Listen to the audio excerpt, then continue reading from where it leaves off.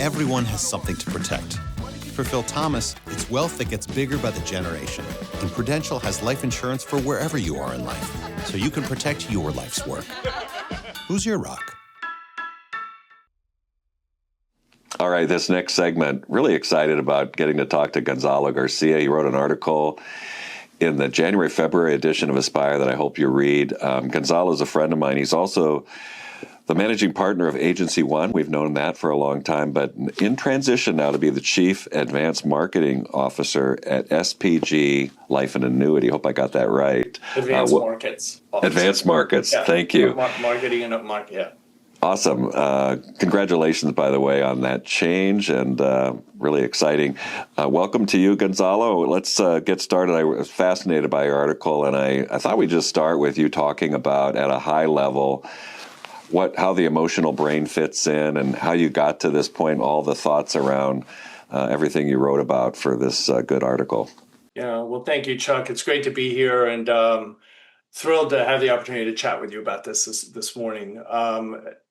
I've been fascinated by the science of the brain for a long time. I studied psychology in undergrad, but I also have a daughter who has epilepsy. So I have spent way too many years in neurology departments in many hospitals across the country. So it's just a fascinating topic for me.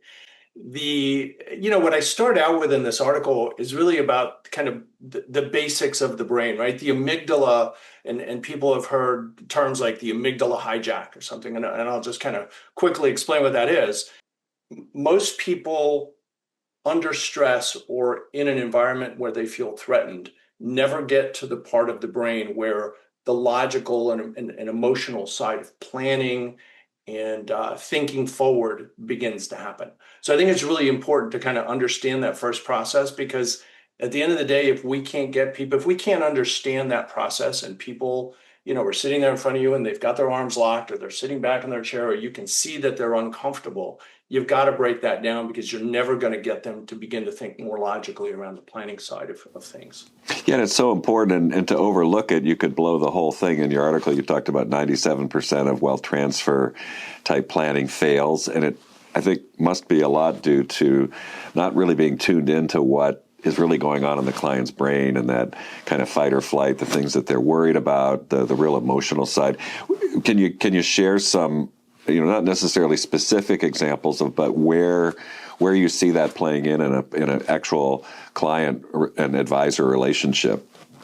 A lot of people in our profession, they immediately pull out, here's a whole life illustration, or here's a buy-sell agreement, or here's a trust, or whatever. And, you start throwing out numbers and internal rates of return, what the premium is and what the death benefit is. And a lot of times we haven't really broken down the client in a way that you need to kind of understand what makes them tick, right? So let's change the conversation from products to solutions. And if you're offering solutions, you need to understand, and you need to help the client understand and recognize that there is, in fact, a problem or a risk. Think about, as you're having conversations with clients, and ask them questions maybe like this. If you could transfer all your financial wealth without any tax, or have grateful children, which would you pick? If you could average 12% return on your investments, or have children who are self-reliant, self-sufficient, productive, and mature, which would you pick? Right? Wow. You begin to ask those kinds of questions, and it gives you an awful lot of information on what sort of solution then you approach. Notice we're not opening up with, here's a long-term care illustration, or here's a whole life illustration. It's, let's unpack what is really important to the client. And that gets back to the whole brain issue and the rational response outside of the amygdala. Yeah, no numbers, no actual products. We're not talking carriers. We're not even talking about underwriting. I think that's what's really exciting for our the readers and the audience for our program here, is that you need to spend time doing that, get good at that.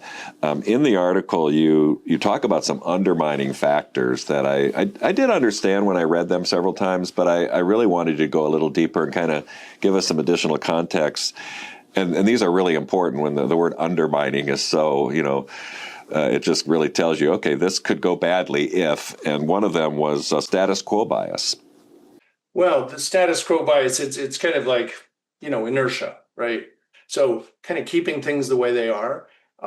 Interestingly enough, one of the things I talk about is changing old beneficiary designations. I know someone very closely, I won't say who it is, 20 years after their divorce, his ex-wife was still the beneficiary of his life Come on. insurance. Yeah. It's things like that. Yeah, we're good. Everything's fine. Don't need to make lots of changes in my life. But there are things that, financial plans need to be updated. Estate plans need to be updated. Protections need to be assessed and dealt with if not, because life changes, right? So it's really easy to take the path of least resistance and not do the things that really need to get done. Yeah, the advisor for that. You sure do. And that advisor is like a therapist, but also the tactical person. And maybe you got to push a little, right? And sometimes we need that to actually make something happen. There's another example of that, which I always find fascinating. How many times have you had a business owner and you ask them if they had a buy-sell agreement and they say yes, and they pull out a document from their drawer in their desk and it's not signed? Right. How many times do you have a trust that was drafted by an attorney and you spent good money to draft this trust and it was never executed? Or you executed a trust but never retitled property, such as in a living trust. Life gets in the way. But oftentimes, again, you have that emotional thing that sometimes people just don't want to finish what they started, knowing that it's kind of a longer term issue. I'll deal with that tomorrow. Certainly, there is a part 2 of this subject that will be coming out in a future edition. So I'm happy that I think we might have you back, at least for that, and maybe several more. I really enjoy getting to interview you for Off the Page and getting to know you. I think about 10 years ago, and kept in touch, and just really enjoyed talking with you today. So thank you very much. Thank you, Chuck. It's a real pleasure, and love what you guys are doing with Aspire Magazine. Thank you. Well, we'll see you next time. Okay. Take care. You can find Gonzalo's full article on page 12 of the January-February edition of Aspire Magazine for 2026. Link in the description. All right, I'm really happy to introduce our next guest, Kevin Brayton, Executive Vice President of Business Growth and Market Expansion at Prudential. Welcome, Kevin. Hi, Chuck. Thank you. Glad to be here. I'm so glad you're on with us. And your company, and you sponsored the article written by Gonzalo, From Portfolios to People, really good subject matter for advisors to pay attention to. Wanted to ask you your own advice about strategies that advisors can use to really think more about the people first and less about the portfolio and the numbers first. I've been fortunate enough to be in this business for over 30 years now, and the entirety of my career has been spent around advisors. And one of the most important things that I've learned in my time and throughout the history of my career has been, moving away from transactional type financial planning and moving more towards a client-centric type of experience. And what I mean by that, and this will be no surprise to many people, but the more often we can spend time listening and discovering and uncovering wants and needs that clients are expecting, that's how we can really unlock real opportunities for clients to engage and for clients to, get in the right types of financial plans with the right types of solutions that are going to help them with the right outcomes. I think that's excellent, and really it's important for advisors to pay attention to that. I love the listing part. We're so anxious to kind of get to the bottom line, bring up the numbers, but it's amazing if you take the time and they trust you and you listen, like you said, you'll come up with a much better plan. He also talked about, in this kind of the tail end of the article, about some biases that occur for clients. It's several of them that I encourage everyone to read those. Can you pick out a couple from your mind that stand out and some strategies around overcoming those biases? Yeah, sure. The first is really the present bias, and that is how clients systematically overvalue today's comfort and undervalue the security for tomorrow. And I think that really gets at the heart of trying to move clients in the direction of what we had just talked about, and engaging them more often and listening and learning from the clients, but helping the clients understand that this is a journey. Holistic financial planning is a journey, and these products that they are looking at are designed to serve a purpose that helps them get from point A to point B. And sometimes the distance between point A and point B is decades long.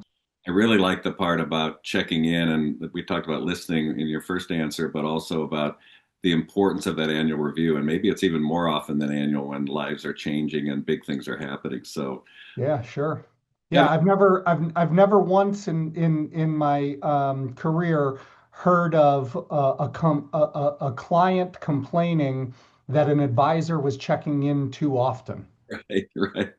Well, anytime, right? We're here That's to it. help. And really good information. And I want to thank you for your regular segment sponsor for Off the Page this year. We're actually going to have Gonzalo back to write an article in the next edition of Aspire, kind of taking this a little bit further from portfolios to people. And just really good to have your company behind us and putting that good information out there. And look forward to having you back many times in the future, Kev. Yeah, I'm looking forward to it as well, Chuck. Always a pleasure, and thanks for having us. Yeah, see you soon. See ya.